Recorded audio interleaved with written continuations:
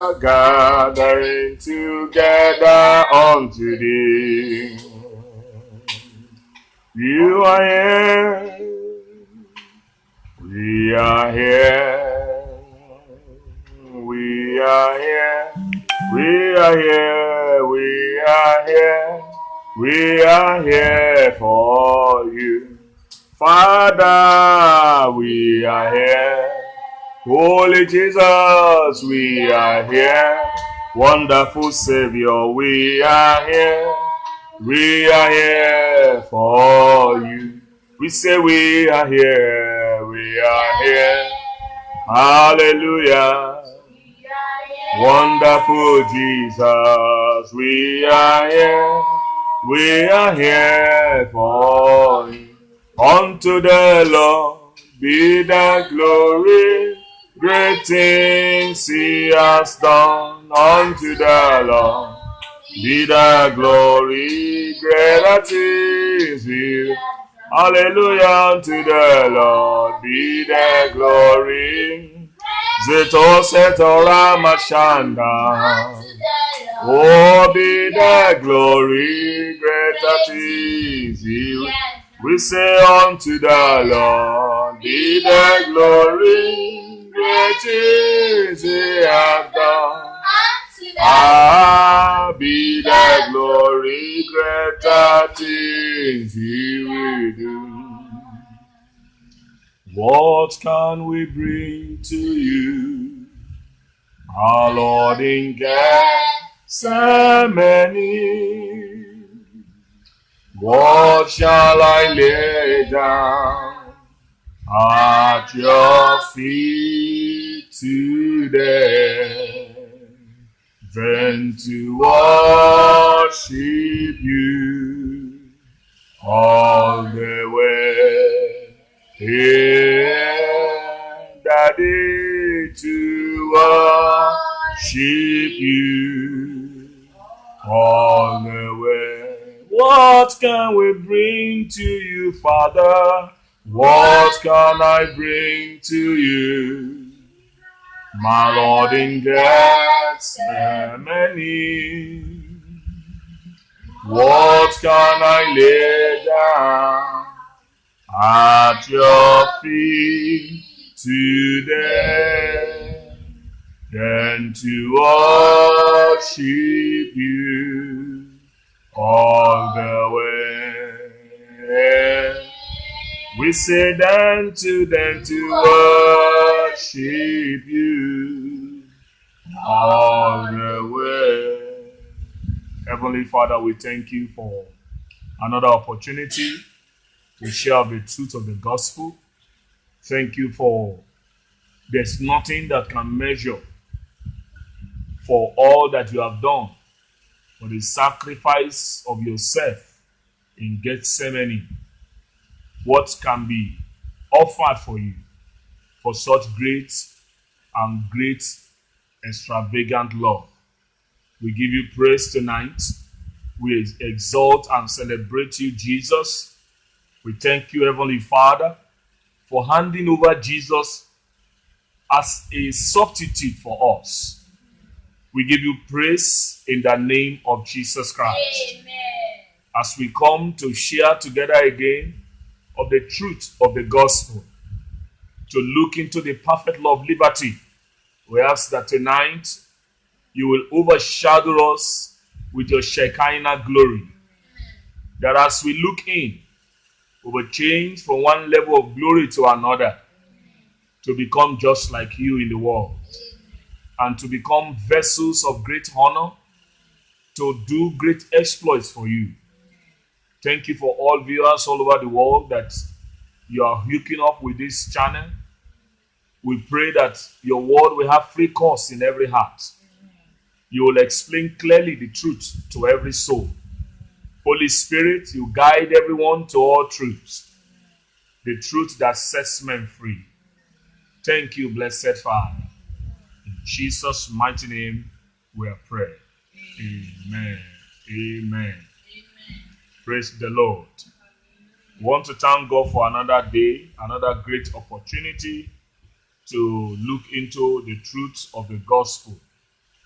in our journey.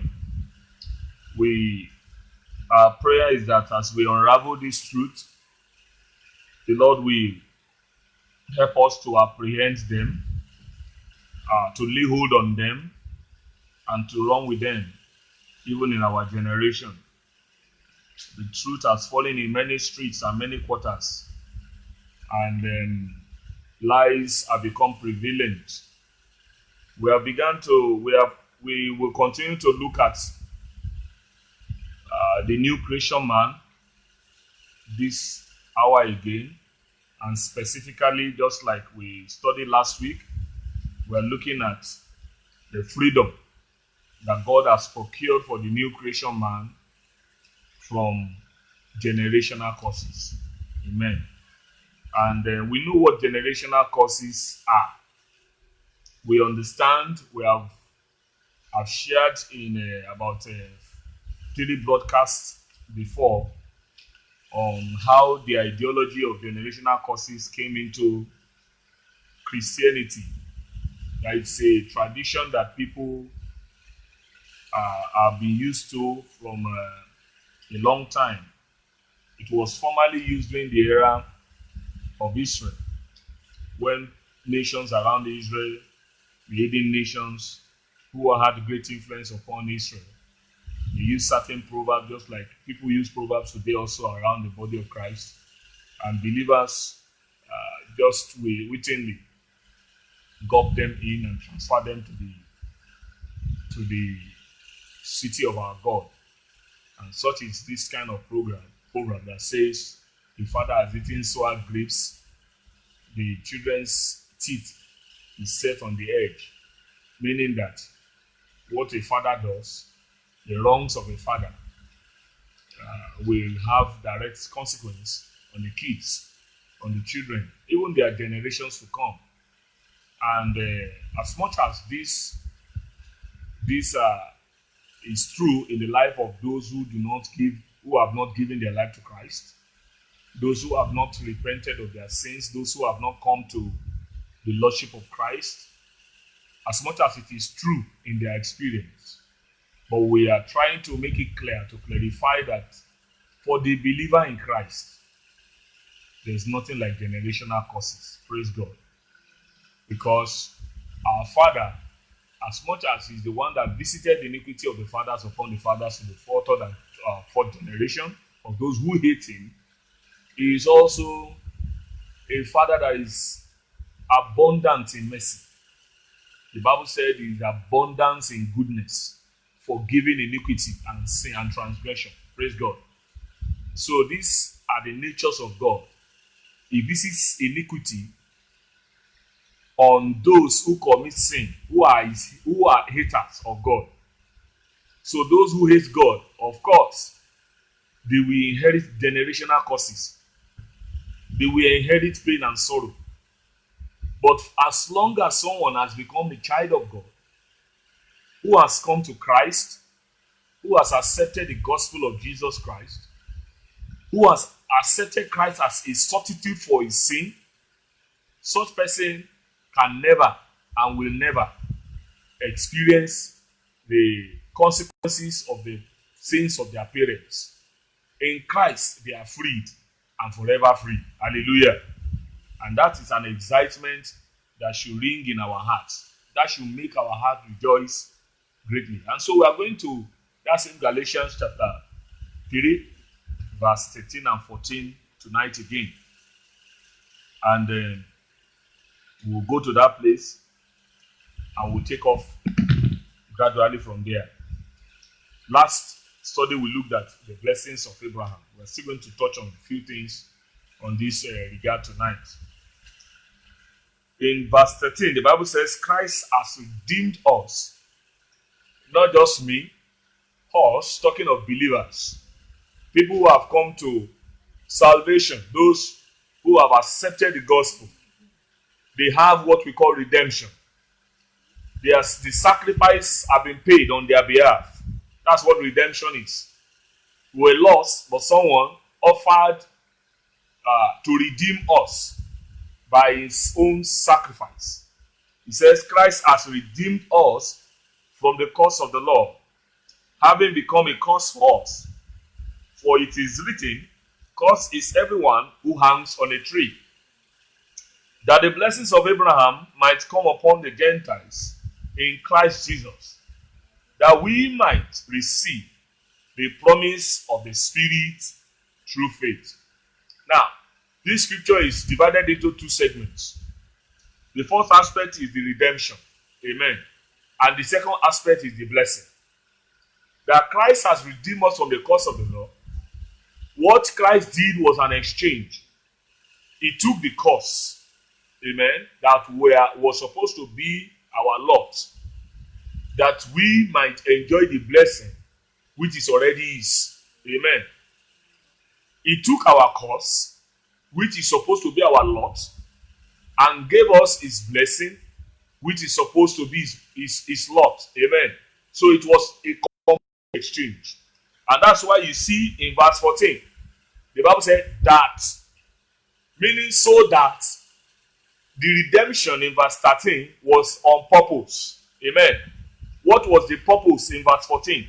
So that the blessings of Abraham might come upon the Gentiles. And last study, I made sure I spoke clearly on Abraham's blessing.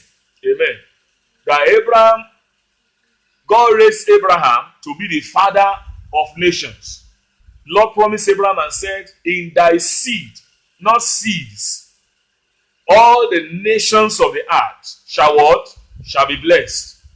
So, God had the mind, God has the agenda, God already had a plan in mind for nations. Nations there speaks of Gentiles. Amen. The entire nations of the world. God puts the blessings of the world in Abraham. Amen. And Jesus came as a Jew. So that seed is a pointer to Christ. And that's what we want to look at before we go on tonight again. That the seed spoken about in Genesis is pointing to Christ. Christ, not Isaac. Amen. Because Isaac was born as a Jew and he died as a Jew. Amen. It is only in Christ that we see the fulfillment of that prophecy. Because when Christ came, he came that all might have life. Because there's something that is unique about every human being. Every human being has a matter of problem of sin. Are you getting me now? Everybody in the world has the problem of sin. That's what unites us together. And so, that which unites us together must receive a solution. And the solution is Christ. So when God was making the covenant with Abraham, he had Jesus in view. Jesus was right there in his mind. So Jesus is that seed that was spoken of in the promise made to Abraham. Hence, as many who comes to God through Christ is entitled to a generational blessing and cannot, through faith, amen, this generational blessing that we are talking about, because when you look at Galatians chapter 3 verse 14, the Bible says that, okay, it's two things in verse 14. It says that the blessings of Abraham might come upon the Gentiles in Christ. Not just every Gentile. It is for the Gentiles that are what? Are in Christ. The blessings of Abraham is for the Gentiles in Christ. Only those who are in Christ. Of course, not every Gentile nation has accepted the gospel. So those ones we see experience curses. They will experience, because the Bible says God visits iniquity upon the fathers and upon their children, even to the third and fourth generation of those who hate him. So those who reject Christ are people who hate God, and they will enjoy generational curses. Praise God. And the second thing in verse 14 is that the Gentiles might also receive what we call the promise of the Spirit just by faith in Christ. Amen. by showing faith in Christ, by demonstrate faith, not works. So even the gifts and the baptism of the Holy Ghost is not going to be by works. It's not by being able to pray so much. It is still based on the finished work of Christ on the cross of Calvary. Shout hallelujah. So you cannot enter this covenant of blessing by trusting in your human ability or strength. It's not going to be by your power that you will enjoy this generational blessing. I had somebody preaching yesterday and I was touched. He's a very well-respected man of God in the country, invited to several ministries, and I respect him by God's grace. But what he was sharing in that meeting was actually contrary to the gospel. Amen. I heard him speaking about those who want to be blessed, and those who want to be blessed, and that if you must tap into the blessing or some form of anointing, some level of anointing, there are some things you need to do. You will sow into the anointing of that person. Amen. And I saw it as works. Amen. These are works. These are what our generation have been running after. That is making them weak in understanding the grace of God in Christ Jesus. Amen. He spoke and spoke and spoke. That if you want to be a great man, that the lesser is, he was quoting the scripture in Genesis. That the lesser, the scripture that Apostle Paul was quoting in Hebrews, that the lesser is the lesser is blessed by the greater, or something like that.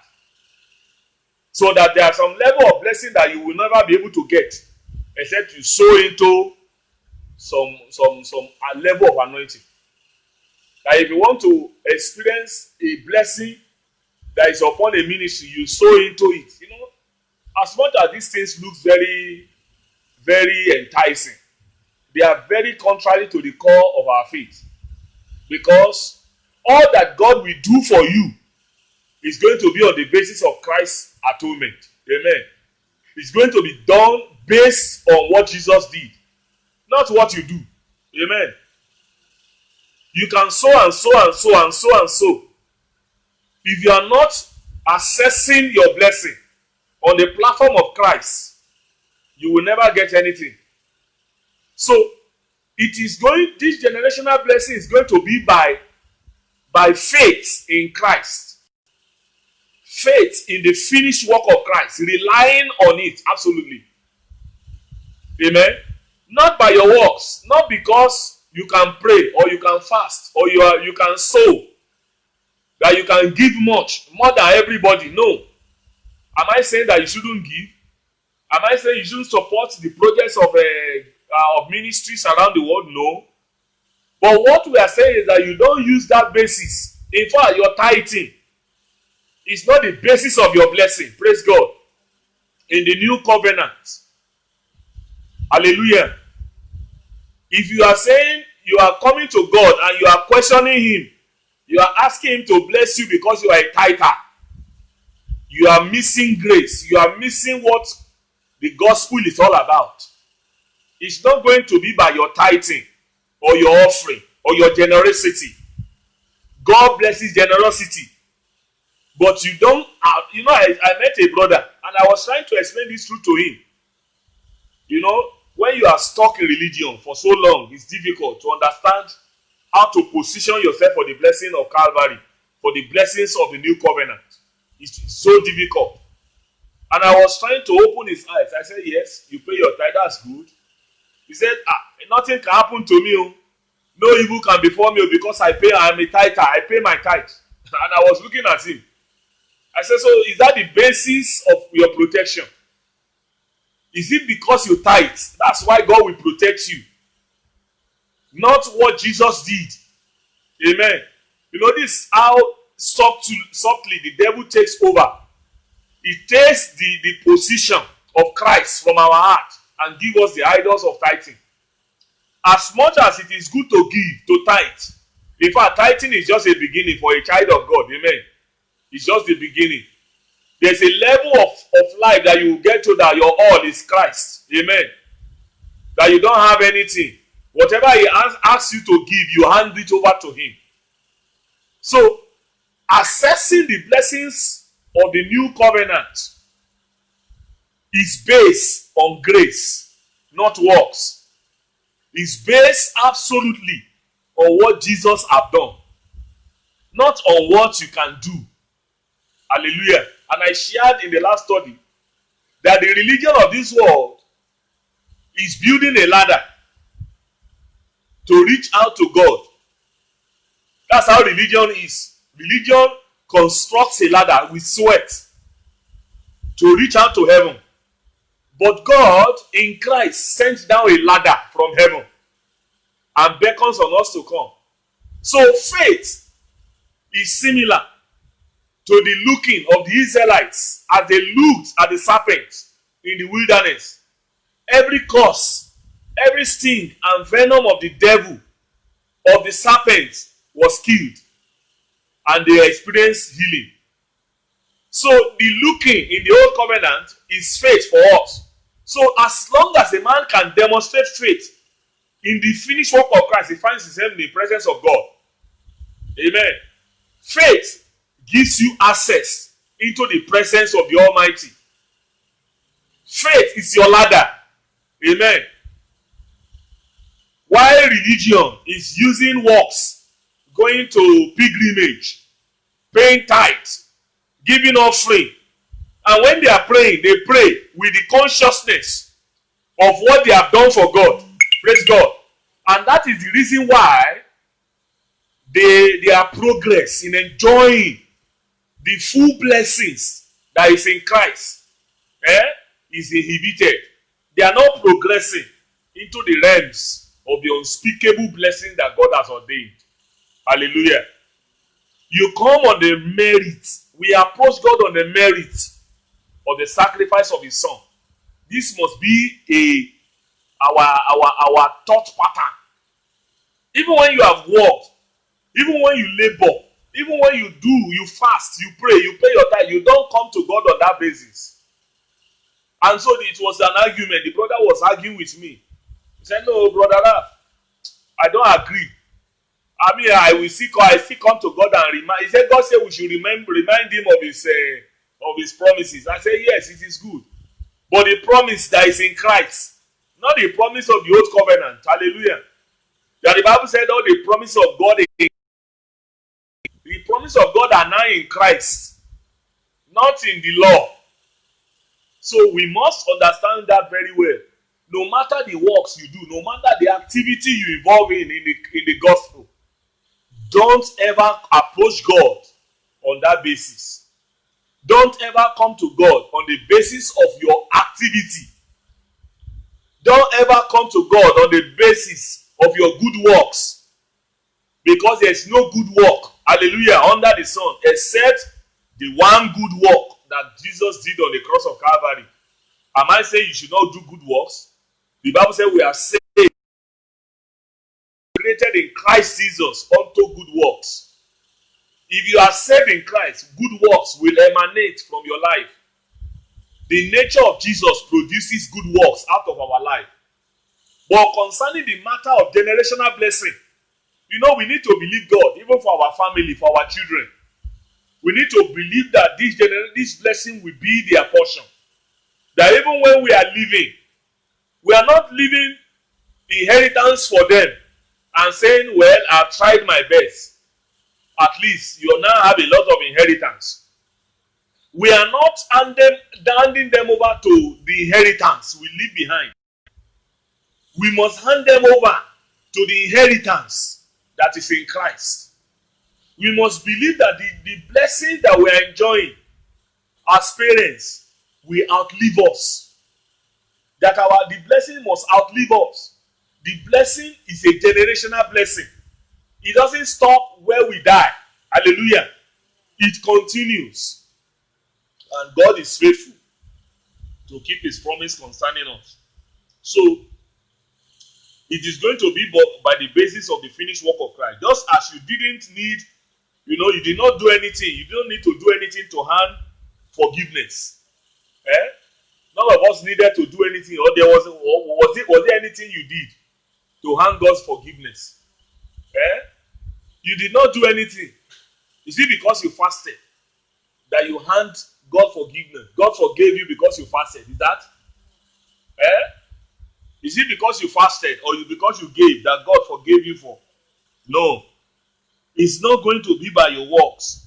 So just as you did not need to do anything to earn forgiveness other than faith in Christ, in the same way, if you would enjoy blessings of Abraham in Christ Jesus, you simply need to believe, and you will begin to experience it.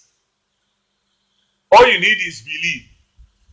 But this is very, very unfortunate that even today, many believers find it easy to believe God for salvation.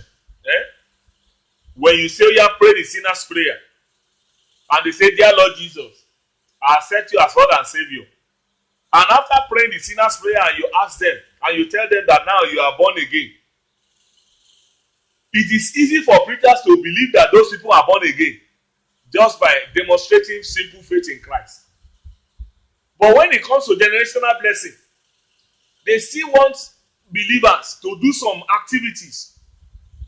They want believers to do some activity. They want believers to still give God something in order to earn the blessings. This is very contrary. So in the same way, we obtain salvation by faith. Generational blessing is experienced and enjoyed by what? By faith. By faith in Christ. It's not going to be by your ability, by your works. Praise the living God. So when you read, when we go to the book of Ephesians chapter 1 verse 3, I want us to go to Ephesians chapter 1. I think we have shared on that text a lot of times. And I read Ephesians chapter 1 verse 3. Blessed be the God and Father of our Lord Jesus Christ, who has blessed us with every spiritual blessing in the heavenly places in Christ Jesus. Hallelujah. He is not going to bless us. He has blessed us with every spiritual blessing. Where? In the heavenly places. So, all that God will do, He has done it. God is not going to do anything new. He has perfected the blessings of every believer that is coming to God in Christ. And what we need simply is faith. Faith on His finished work. Faith in what He has done. Shout hallelujah. So the Spirit tells us that we are blessed with every spiritual blessing. Where? In the heavenly places. And I remember there was a time I spoke extensively on the issue of heavenly places. I think that clause, that phrase, heavenly places. Heavenly places means the kingdom of God. Hallelujah. That the blessings of the believer is safe and secure. Where? In the heavenly places. So, God is not going to prepare our blessing in the heavenly places. We are blessed in the heavenly places, but for it to manifest in the physical, we need faith. Praise God. And my definition for faith is very simple. Faith means seeing God. Hallelujah. Faith means what? Seeing God. When you see God, His majesty. When you see His provision. When you see God, you see His provision.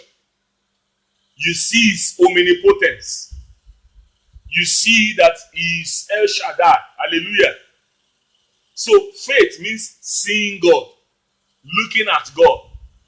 So for us to enjoy this unspeakable blessing, we must see God. We must demonstrate faith in Christ.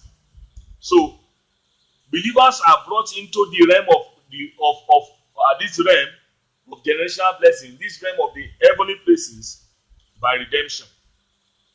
In the kingdom life, believers come I mean, you know, I just want to explain something. There's a difference between there's a difference between the principles of the kingdom and the principles of the world. In the kingdom, believing comes before saying. Amen. You need to believe before you see in the kingdom. We need to see before we what? We believe in the kingdom. But in Christ, in the world, you see before you what? You believe. They say, I can't believe until me I see. That's in the world. So for you to see the blessings, and seeing here means for you to enjoy the blessings of Abraham, all you need is what? Believe. Praise God. Just believe. Simply believe in the gospel. Believe and it shall be yours. So, and when you believe, you begin to see the manifestation of that which you have believed for, God for. If you believe, you will see the glory of God. That's what Jesus Christ told Martha and Mary in the book of John chapter 11. Jesus Christ told them, he said, if you believe, you will see the glory of God. So, in Christ, God is restoring mankind to a higher and more richer blessing than that which Adam and Eve enjoyed in the garden. How?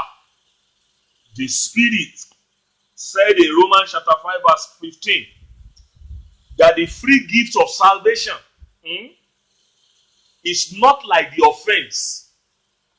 The free gift of salvation is not like the offense that Adam and Eve committed. For if by one man's offense many died, I'm now reading from Romans chapter 5 verse 15, that if by one man's offense many died, much more the grace of God and the gift of the grace by one man, Jesus Christ, abounds to many.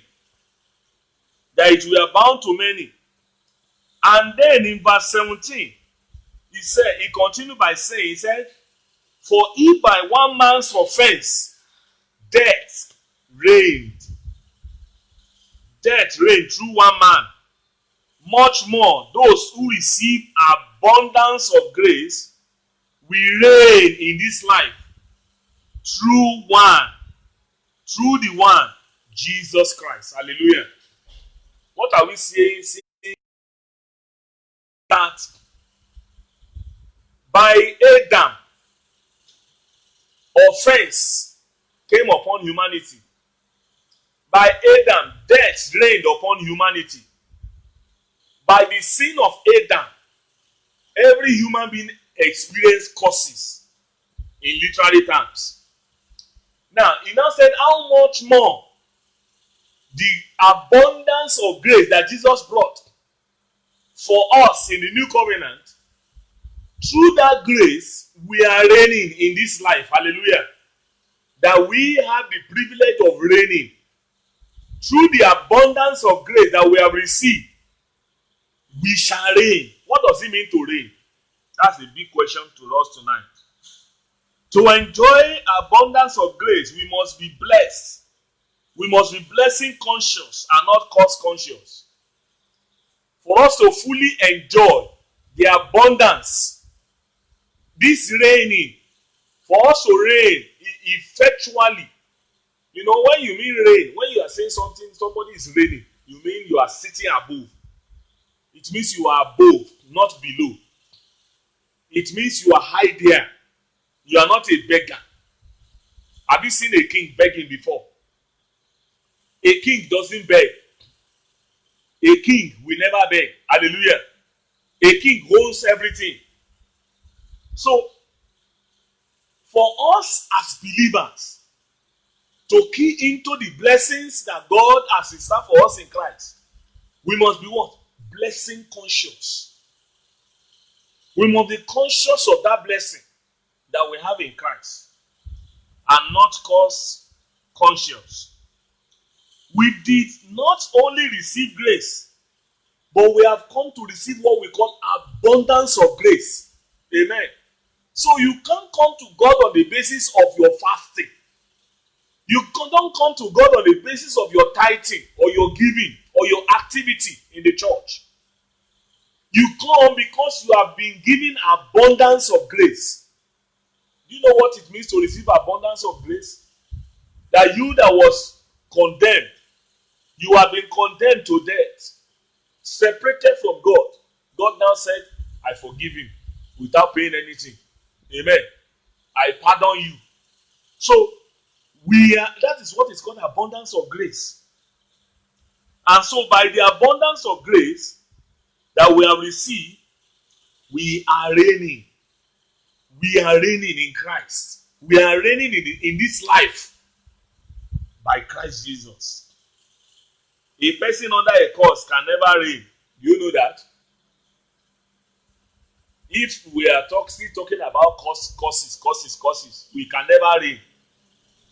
And if you are not reigning, is it possible for you to help anybody? It's not possible for you to help anybody. You can't assist anybody if you are under a curse. If you are down, you cannot pull anybody up. It takes somebody that is up to pull another person up. Shout hallelujah.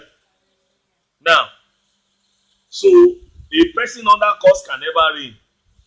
Yet in all of these blessings, we must know that they are ordinary foretastes of the rich eternal blessings that they serve for us in the kingdom to come. No matter how blessed we are in this world financially, materially, or even blessing of power and position, we must know that they are just foretastes. When you say foretaste is like when you are cooking food. You are cooking food. You are cooking a delicious meal. For you to know how that food is, you taste it. You taste small. You know, can you be fooled by tasting just from the food that you are cooking? No, it's just a taste. So no matter how blessed we are in this world, it is incomparable to the blessing that is reserved for us. Where? In the kingdom. The blessing that we are enjoying here is just a taste. It's just like we are tasting it. We have greater and richer, far richer blessing in the kingdom of God to come. Praise the living God. And that's why Jesus spoke about this in the book of John chapter 14, verse 1 and 2. What did Jesus say there? He said, in my Father's house, that's in heaven. He said, there are many mansions. Hallelujah. Not just one mansion, many. You know, our Father is a rich God. He's a rich, he's abundant. God is full, he's rich. Say, in my Father's house, there are what? There are many mansions there.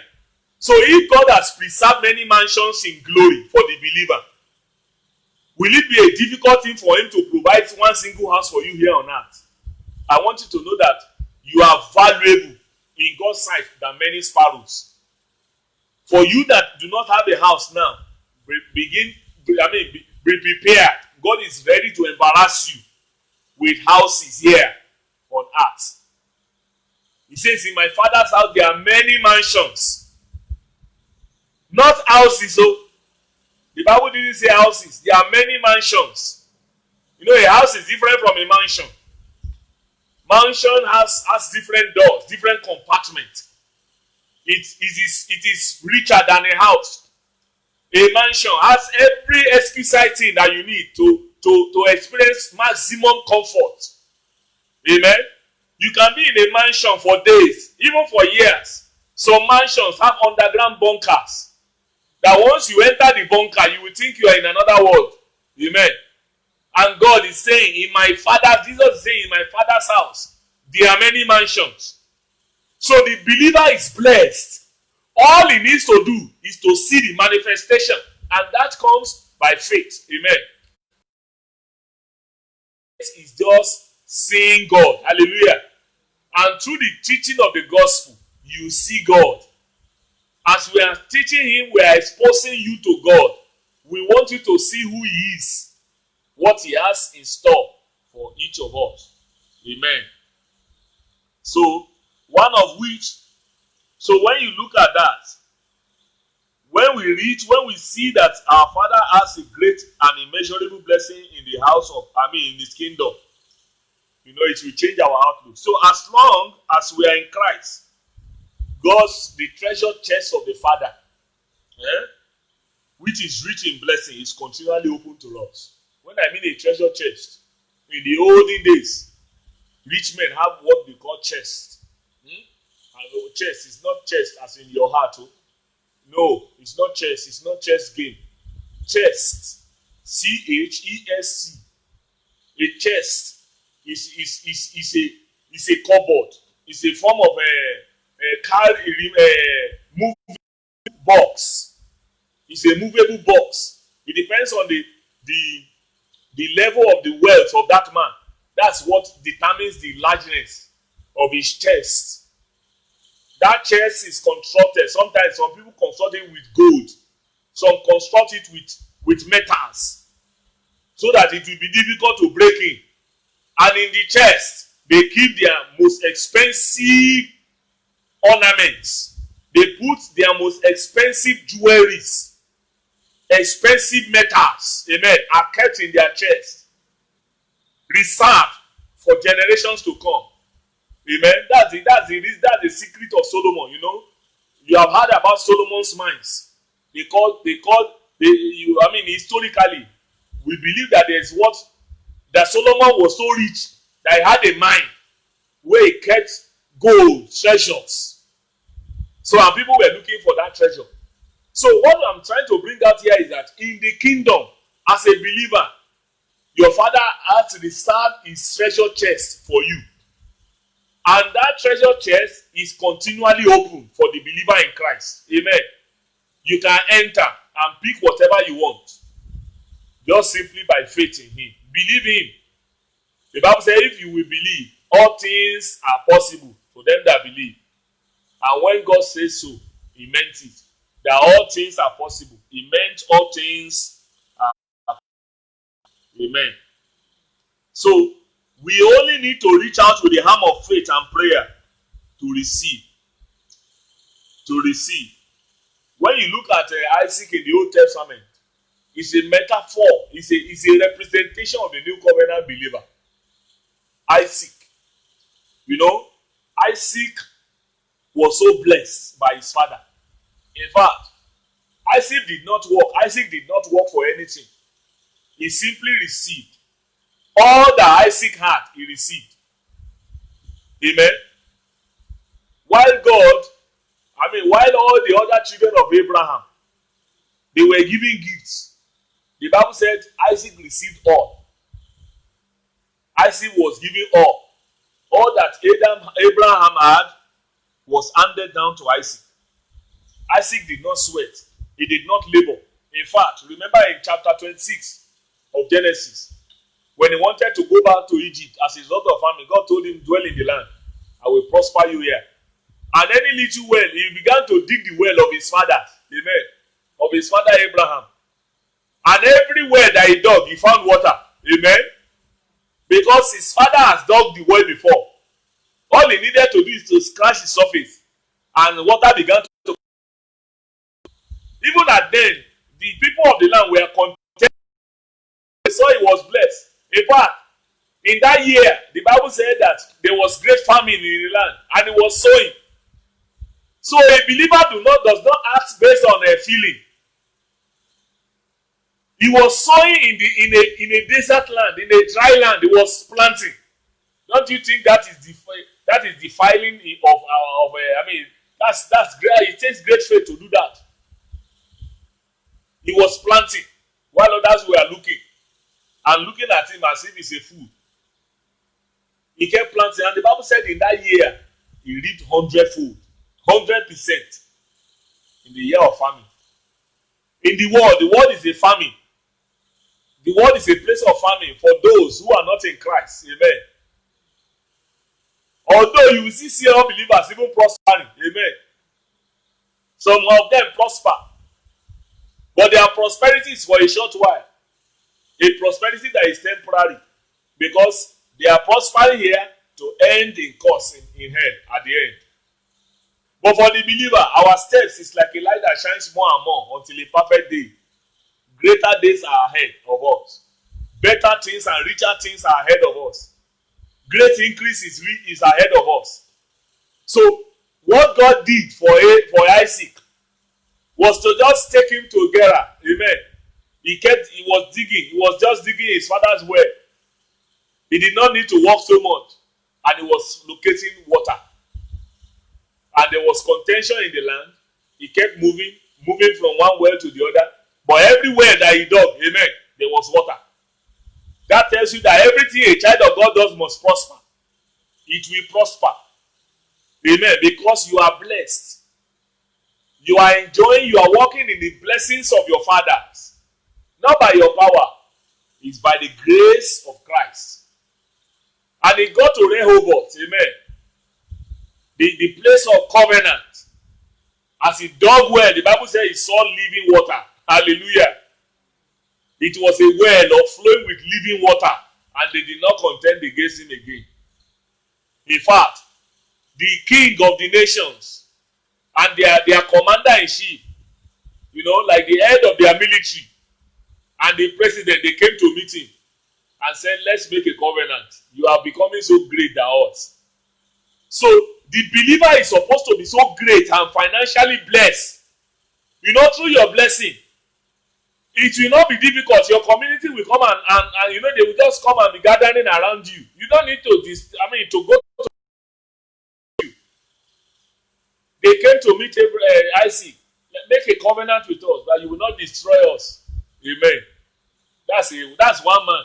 Just one man who had only few families. Who had just few people around him. Because his wealth was so full. Beloved, I want you to know that you can be blessed beyond understanding. Isaac is a picture of the new covenant believer. Amen. Isaac is a symbolic representation of people of Christ. Isaac had a lot of, he was sacrificed on the altar by his father. And so in the new covenant, we can only relate to Isaac from the point of the blessing which he inherited from his father Abraham. He was blessed beyond understanding. So blessed, he did not work for anything. He only received. And that's the point I want to draw our attention to. All we need to do is to reach out. So one of these blessings is that God gave him all. When you compare him to a Jacob is another figure in the Old Testament. He had to work. Jacob labored. In fact, before he could get a wife, amen, he worked. After trying to get that wife, amen, it was taken away. Jacob is a man that depends on his strength to receive something from God. So, you need to decide, are you a Jacob or an Isaac? Are you Jacob or Isaac? Jacob labored for 20-something years under a man. All that Jacob had sweat, it was from his sweat. You can make a choice. But I want you to know that when you come to Christ, the Bible said he that has entered his rest and ceased from his own labors, even as Christ, as God also ceased from his own labor. We are called to rest in the finished work of Christ.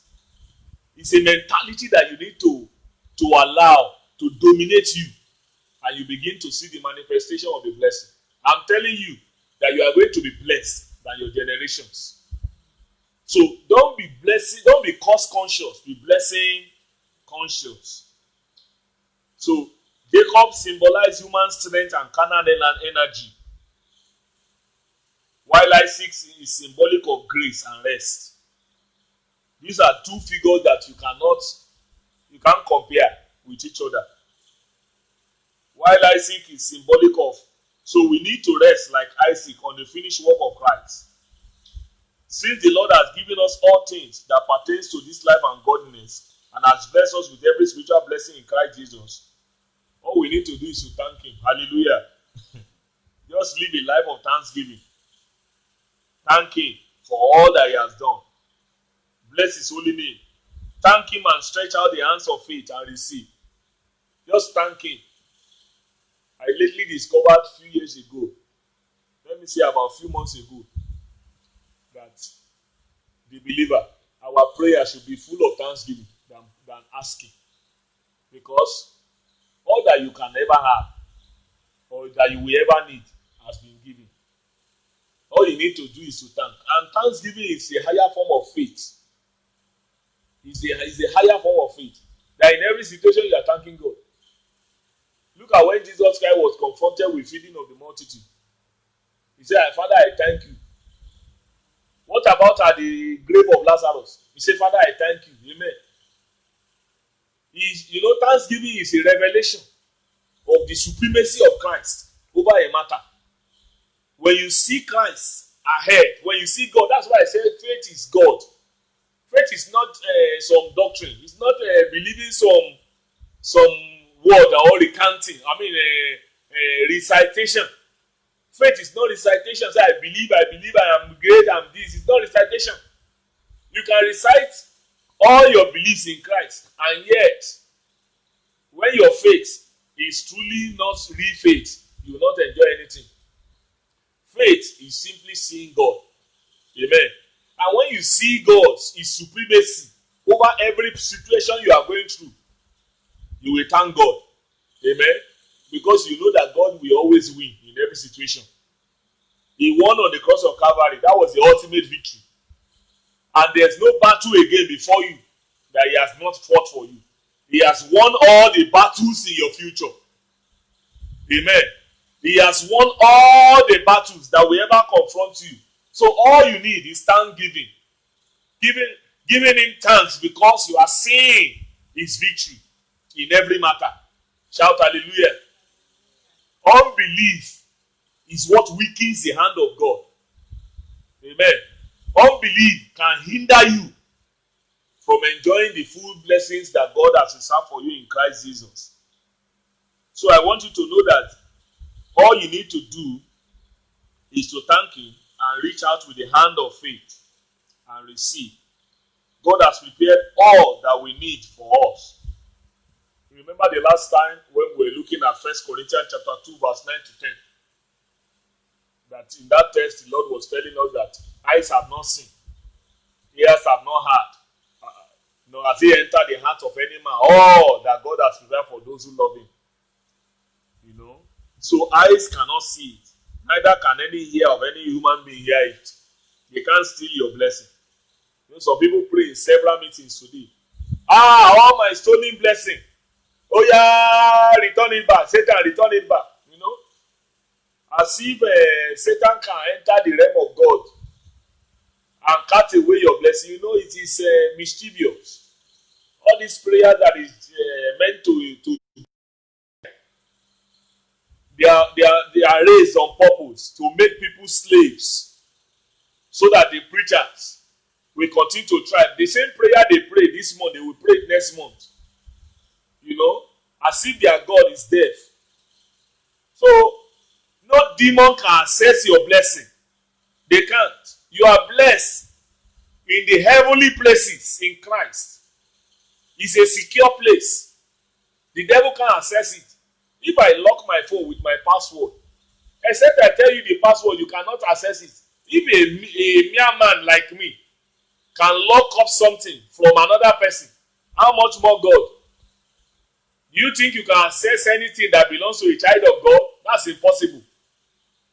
They are safe and secure. Satan cannot steal your glory.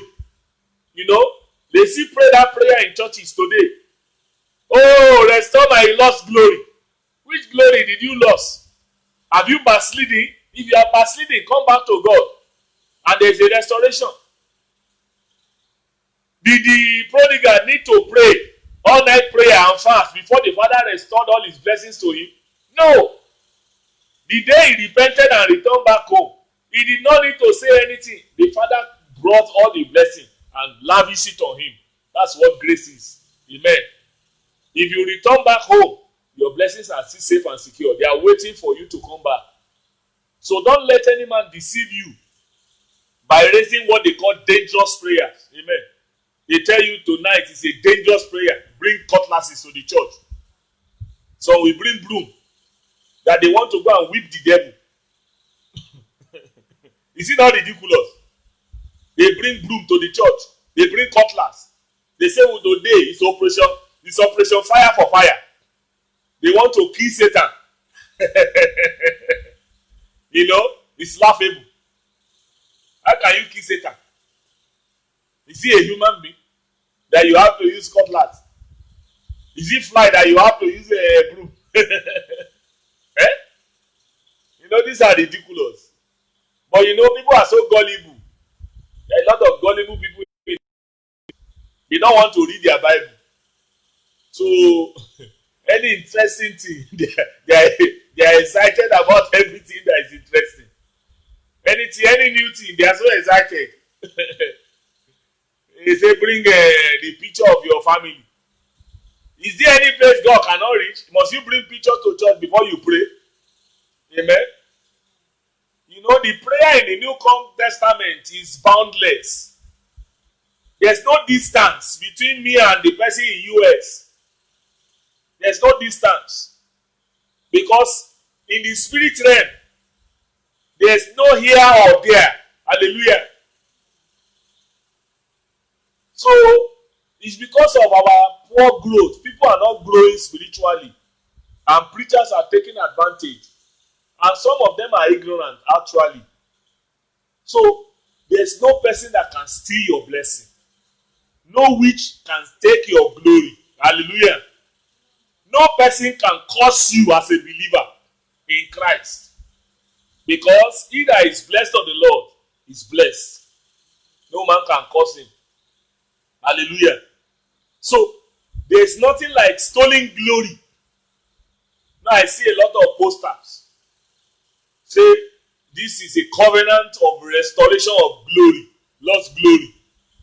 If you want to restore your lost glory as an unbeliever, all you need is to believe in Jesus. Just believe in Jesus. That day you believe in Jesus, that's a translation from the kingdom of darkness to light. And as you are in the kingdom, you are in glory. Amen. You are in glory. Full rich glory.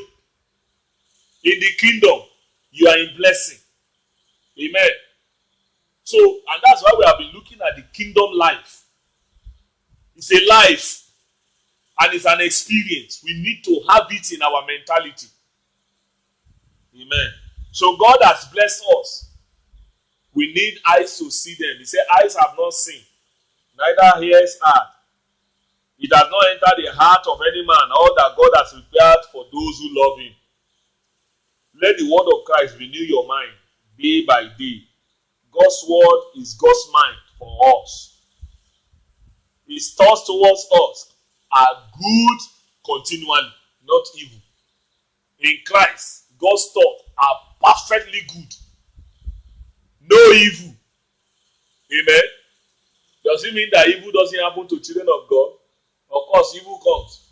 But God will turn it for good. Hallelujah. In fact, I was telling somebody last week, I said, Satan is also part of God's program for every child of God. That may look very weighty. Amen. Have I confused you? Satan is also part of God's program. Was Satan part of God's program for Calvary, for Jesus? Of course. Satan was part of the program of God for Jesus. Satan had to walk alongside to bring Jesus to Calvary. So, if you are a believer and you are seeing God, no matter what the devil is doing, God will turn it around for your good. Because Satan's life is controlled by God. Amen. He may be walking. In fact, the Bible says if the princes of this world had known, they would not have crucified Jesus. They never knew that was the pathway to glory. So, God's thought for you is good continually. They are good thoughts. He has great and wonderful plans for us. All we need to do is to believe God. Believe you are a child of God. Relax. No evil will happen to you. And when evil comes, God will turn it around for your good. Amen. It will lead for your salvation. It will lead to your greatness. Just like the devil was taking Jesus to Calvary. He was spitting at Jesus, slapping Jesus, using all sorts of weapons, crucifying him, nailed him to the cross. But he never knew he was crowning Jesus with honor and glory. He never knew he was planning his own downfall. You know, God was setting the devil up. So, when you go to meetings where they said what they call dangerous prayers, go back to the Bible. Search it. Is it there in the New Covenant? Did all the apostles of Jesus, did they talk on curses for the believer? The history of the church is in Acts of the Apostles. Read the book of Acts of the Apostles. That's the history of the first century church. Have you seen a single point where Paul, Peter, John, they were asking people to pray against generational curses? There was nothing like that. There's nothing. You can't find it. What about in the entire epistles? Was there any tone of generational curses in all their write-ups? There's absolutely none. All you see is that you are blessed. You are blessed. You are, according to a divine power, who has given you all things that pertain to life and godliness. All you will see there is blessing. Amen. And that is God's plan for you and I in the new covenant. My prayer for you is that God will help you. You will change your thoughts. Your thoughts should be transformed. And that's the essence of the gospel that we are preaching. That God will transform your thoughts. God will work on your thought life. He will rearrange your thoughts, your ideology. Your mind will be renewed to be able to know the truth. And the truth that you know will set you free. This evening, let's appreciate him. Let's give him all the glory for another opportunity to speak on the truth of the gospel. Give him all the glory. Give him all the praise. Give him all the adoration. Thank him because you are free. The highest form of prayer is the prayer of thanksgiving. You are thanking him not because you are submitting to the circumstance. You are thanking him because you see his victory in every situation. Appreciate him because he is victorious. The Bible says we are more than conquerors through him that loved us. Conquerors and overcomers now are we through the blood of Jesus. Father, we thank you. Appreciate him tonight.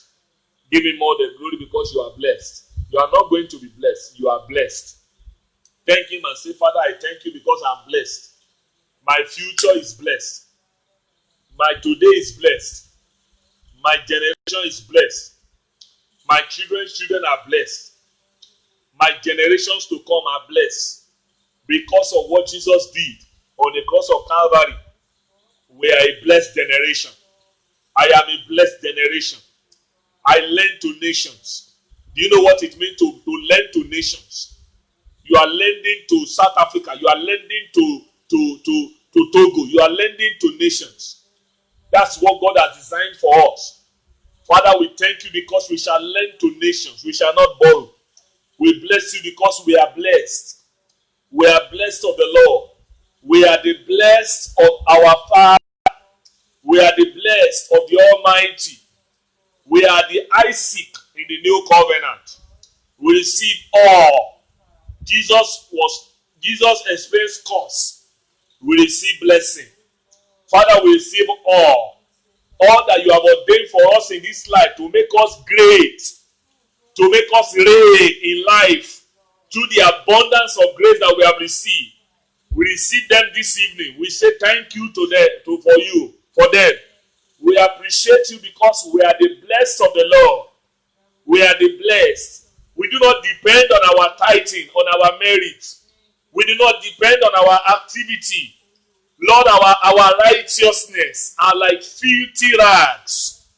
We stand on the basis of the finished work of Jesus.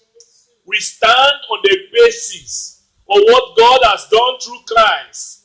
We say thank you because we are the blessed of the Lord.